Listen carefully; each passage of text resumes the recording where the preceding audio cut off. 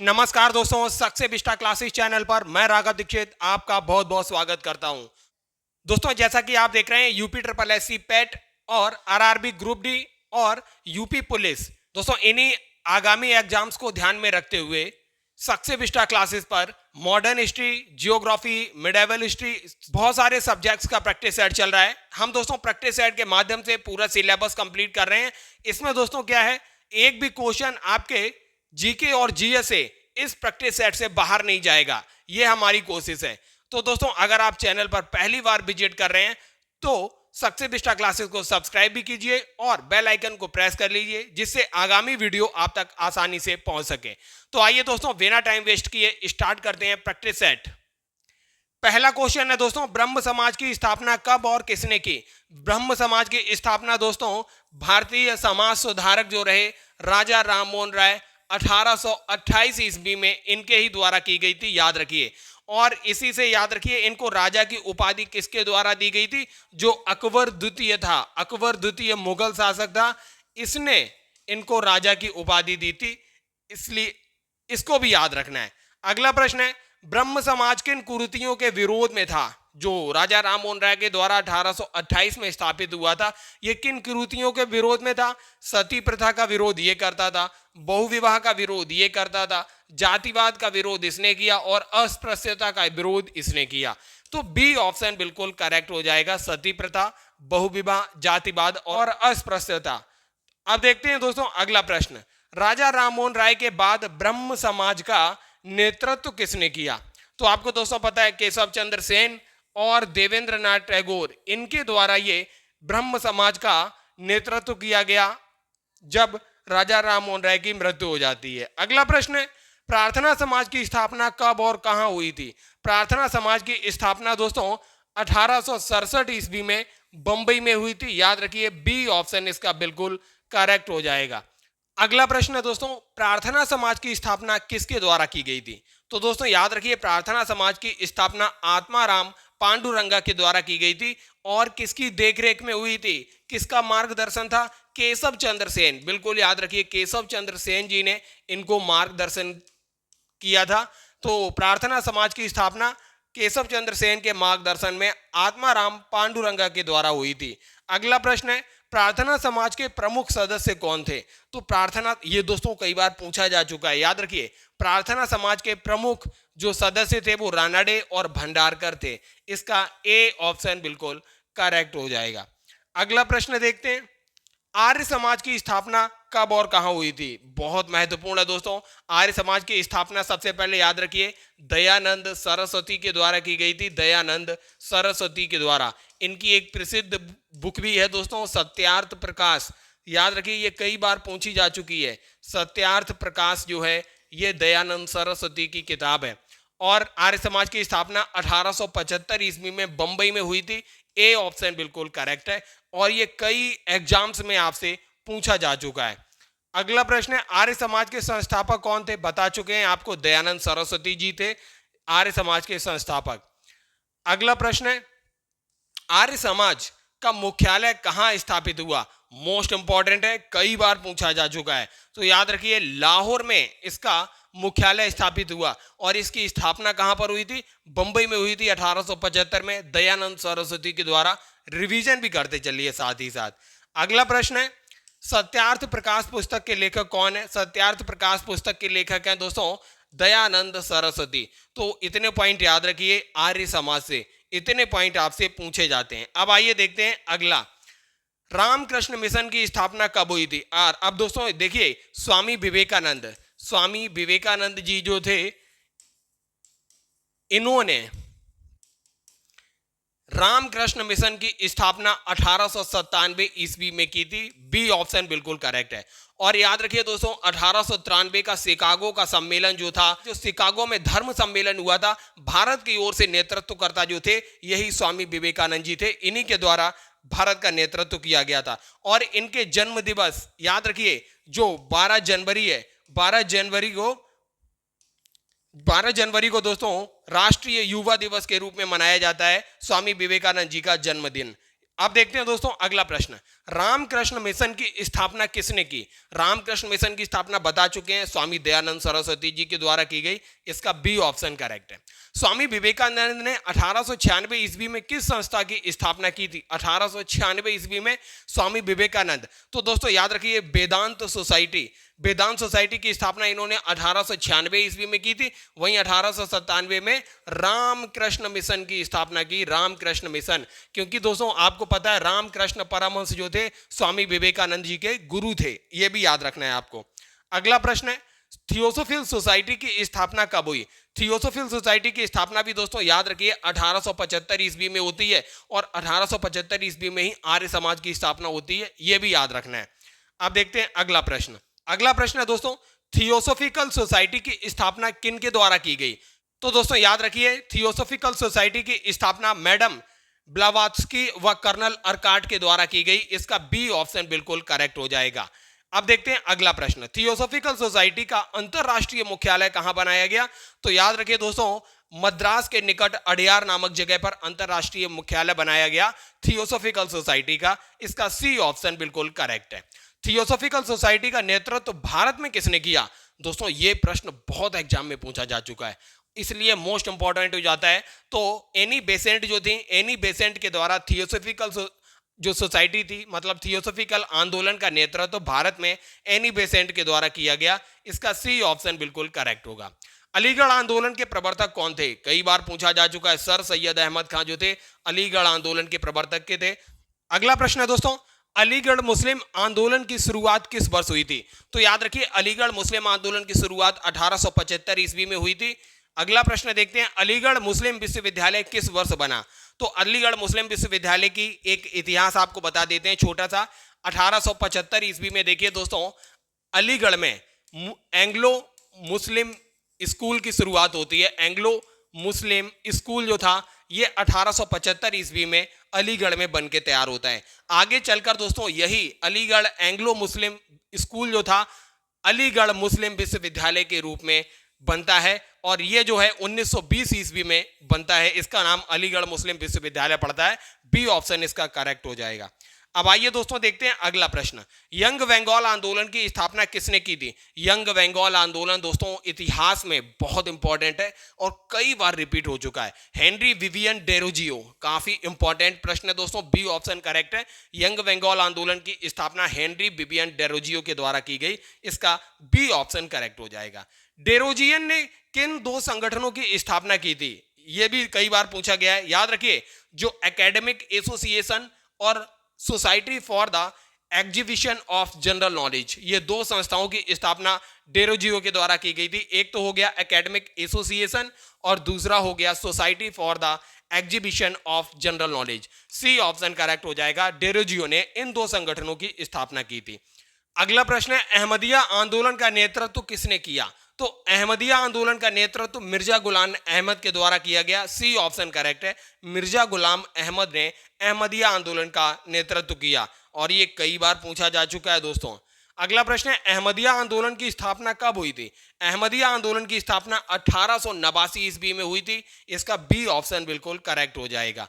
अगला प्रश्न है, मिर्जा गुलाम अहमद ने किस पुस्तक की रचना की? मिर्जा गुलाम अहमद के द्वारा दोस्तों हमने बताया आपको बराहीन ए अहमदिया, अहमदिया आंदोलन के प्रवर्तक भी यही थे, याद रखिए मिर्जा गुलाम अहमद, और इन्हीं ने ही बराहीन ए अहमदिया पुस्तक भी लिखी है।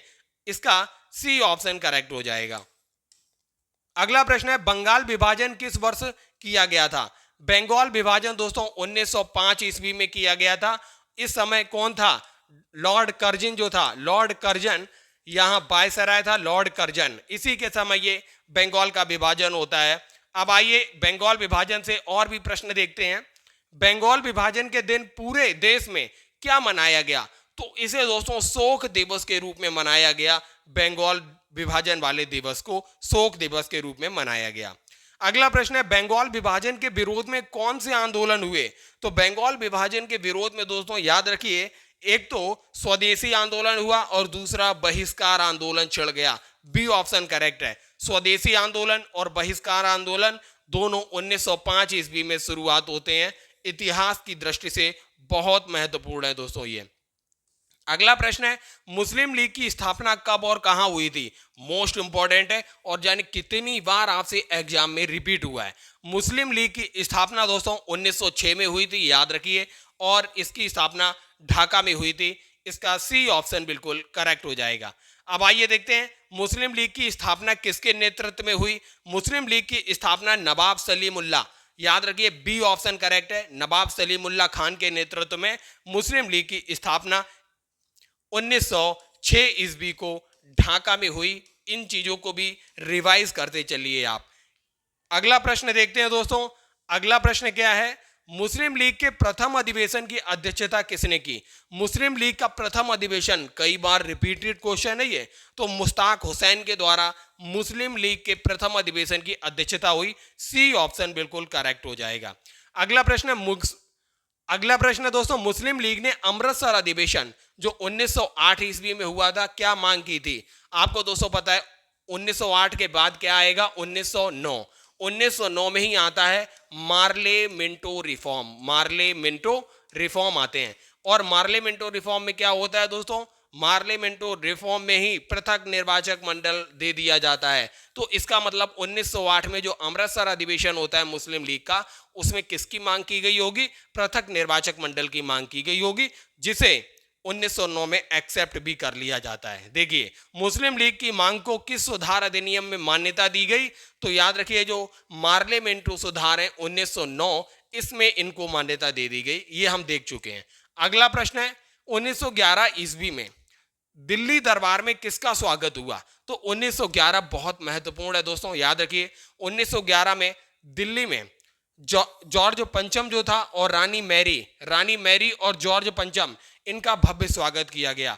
1911 के ही दौरान याद रखिए दोस्तों, भारत की राजधानी कोलकाता से दिल्ली ट्रांसफर कर दी गई थी, और 1911 का जो कोलकाता अधिवेशन भारतीय राष्ट्रीय कांग्रेस का हुआ था, उसमें दोस्तों याद रखिए जनगण मन गाया गया था पहली बार। तो इस चीज को भी याद रखना है।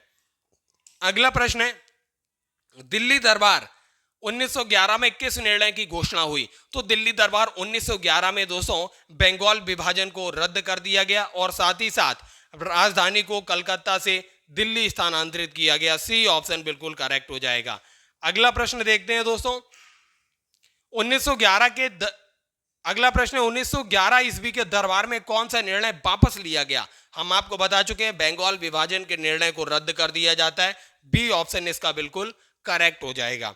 अब अगला प्रश्न देखते हैं, होम रूल आंदोलन की शुरुआत कब हुई? होम रूल आंदोलन की शुरुआत दोस्तों याद रखिए 1916 ईस्वी में हुई थी। भारत में होम रूल आंदोलन की शुरुआत करने का श्रेय एक तो श्रीमती एनी बेसेंट को जाता है, और दूसरा बाल गंगाधर तिलक जी को जाता है। आगे हम दोनों विस्तार से देखने वाले हैं। अब देखिए दोस्तों अगला प्रश्न है, एनी बेसेंट ने होम रूल लीग की स्थापना कब और कहां की थी? एनी बेसेंट जी ने होम रूल लीग की स्थापना सितंबर में की थी और मद्रास के अडयार में की थी। याद रखिए बी ऑप्शन करेक्ट है। कई बार दोस्तों जो घटनाएं दे दी जाती हैं और सीक्वेंस में रखने के लिए दिया जाता है, तो ये दिया जाता है एनी बेसेंट ने होम रूल लीग की स्थापना, और साथ दे दिया जाता है बाल गंगाधर तिलक जी ने होम रूल लीग की स्थापना। तो आपको याद रहना है, मंथ याद रखिए, सितंबर में अडयार में की थी एनी बेसेंट ने। होम रूल लीग के पहले सचिव कौन बनाए गए थे? George Arundale. कई बार पूछा जा चुका है, जॉर्ज अरुंडेल जो थे पहले सचिव बनाए गए थे। सी ऑप्शन करेक्ट है। बाल गंगाधर तिलक ने होम रूल लीग की स्थापना की थी। अब देखिए यहां पर आया है, ये देखिए जो अप्रैल 1916 है, अप्रैल 1916 में इन्होंने की थी बाल गंगाधर तिलक ने, और एनी बेसेंट ने कब की थी? सितंबर में की थी। याद रखिए सितंबर 1916 ईस्वी में। कहां पर? मद्रास के पास एक जगह है अडयार, अडयार नामक स्थान पर की थी। तो इस चीज को भी याद रखना है। अब अगला प्रश्न है, तिलक ने होम रूल लीग की स्थापना कहां की थी? पुणे में की थी, और उन्होंने अडयार में की थी। एनी बेसेंट जी ने की थी, एनी बेसेंट ने की थी अडयार में। इस चीज को याद रखना है। अगला प्रश्न है, भारतीय राष्ट्रीय कांग्रेस की स्थापना किस वर्ष हुई थी? भारतीय राष्ट्रीय कांग्रेस की स्थापना 1885 ईस्वी को होती है, 1885 को। और पहले अध्यक्ष कौन थे दोस्तों? व्योमेश चंद्र बनर्जी जी थे। व्योमेश चंद्र बनर्जी जो थे पहले अध्यक्ष थे। और याद रखिए इससे संबंधित कुछ प्रश्न भी बताते हैं। पहले अधिवेशन में कितने लोगों ने पार्टिसिपेट किया? 72। कहाँ पर हुआ अधिवेशन? बम्बई के संस्कृत कॉलेज में होता है, बम्बई के। और किसकी स्थापना किसने की? एयो ह्यूम ने की थी। और याद रखिए, इसके पहले मुस्लिम अध्यक्ष कौन थे? बदरुद्दीन तैयब जी जो थे पहले मुस्लिम अध्यक्ष हुए।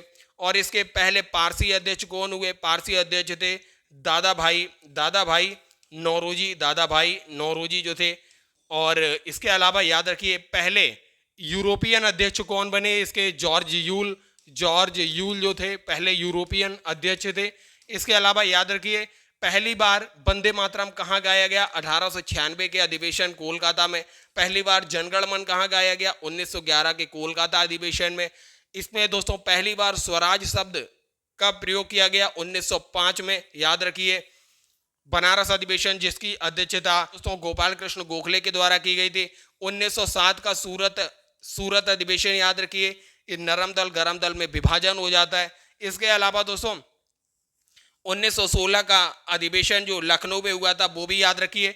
इसमें नरम दल और गरम दल एक दूसरे से मिल जाते हैं और साथ ही साथ मुस्लिम लीग भी मिलती है। इसके अलावा 1917 का अधिवेशन याद रखिए, पहली महिला जो अध्यक्ष हुई थी एनी बेसेंट जी थी। और इसके अलावा 1925 का अधिवेशन बहुत इंपॉर्टेंट है, इसकी भारतीय पहली महिला अध्यक्ष थी, कानपुर अधिवेशन था, इसकी सरोजनी नायडू जी ने अध्यक्षता की थी। 1924 का अधिवेशन बेलगावी अधिवेशन महात्मा गांधी जी ने अध्यक्षता की थी, याद रखिए। इसके अलावा दोस्तों 1929 का लाहौर अधिवेशन बहुत इंपॉर्टेंट है, पूर्ण स्वराज्य का यहाँ पर उद्देश्य डिक्लेयर कर दिया गया था। 1931 का कराची अधिवेशन याद रखिए, सरदार वल्लभ भाई पटेल जी ने अध्यक्षता की थी, महात्मा गांधी को काले झंडे दिखाए गए। तो इतना इंपॉर्टेंट डाटा जो है कांग्रेस से भी आपको याद रखना है। अब आइए दोस्तों देखते हैं अगला प्रश्न। भारतीय राष्ट्रीय कांग्रेस की स्थापना किसके द्वारा की गई थी? बता चुके हैं, एयो ह्यूम के द्वारा की गई थी। सी ऑप्शन बिल्कुल करेक्ट हो जाएगा। अगला प्रश्न है, भारतीय राष्ट्रीय कांग्रेस का पहला अधिवेशन कहां पर होता है? भारतीय राष्ट्रीय कांग्रेस का पहला अधिवेशन मुंबई में होता है, बता चुके हैं आपको। भारतीय राष्ट्रीय कांग्रेस के पहले अधिवेशन के अध्यक्ष बता चुके हैं आपको, व्योमेश चंद्र बनर्जी जी थे, इसका डी ऑप्शन करेक्ट हो जाएगा। अगला प्रश्न है, भारतीय राष्ट्रीय कांग्रेस के पहले अधिवेशन में कितने प्रतिनिधियों ने भाग लिया था? 72 प्रतिनिधियों ने भाग लिया, बी ऑप्शन बिल्कुल करेक्ट हो जाएगा। अगला प्रश्न है, बंगाल विभाजन की घोषणा किसने की थी? बंगाल डिवीजन की घोषणा लॉर्ड कर्जन के द्वारा की गई थी, आपको बता चुके हैं 1905 में। अगला प्रश्न है, बंगाल विभाजन की घोषणा कब की गई थी? ये बहुत इंपॉर्टेंट है दोस्तों, तो 20 जुलाई 1905 को इसकी घोषणा की जाती है, सी ऑप्शन बिल्कुल करेक्ट हो जाएगा। बंगाल विभाजन किस तिथि से प्रभावी हुआ?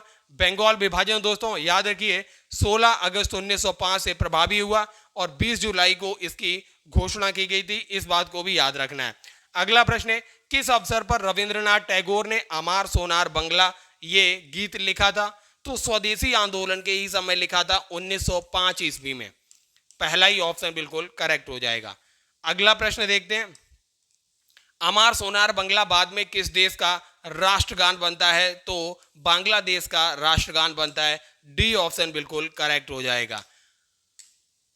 तो दोस्तों आपने देखा, हमने ये मॉडर्न हिस्ट्री का पार्ट 3 कवर किया। इसमें हमने प्रैक्टिस सेट के माध्यम से हमने दोस्तों इसमें समाज सुधार आंदोलनों को कवर किया और इसके अलावा 1905 का जो बंगाल विभाजन उसको कवर किया और भारतीय राष्ट्रीय कांग्रेस के इतिहास को कवर किया। तो दोस्तों अगर आपको ये प्रैक्टिस सेट अच्छे लग रहे हैं तो सक्सेस विस्टा क्लासेस की इन वीडियोस को ज़्यादा से ज़्यादा स्टूडेंट तक पहुंचाइए और सक्सेस विस्टा क्लासेस को ज़्यादा से ज़्यादा शेयर करते रहिए। दोस्तों सक्सेस विस्टा क्लासेस की वीडियो देखने के लिए बहुत बहुत धन्यवाद।